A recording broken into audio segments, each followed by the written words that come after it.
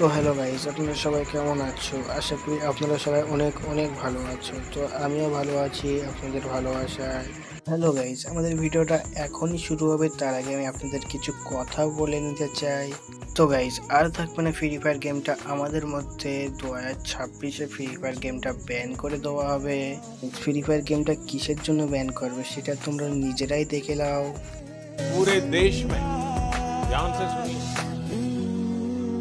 पूरे देश में, संपूर्ण देश में भाई फ्री फायर मैच अब इंडिया में बैन होने जा रहे हैं।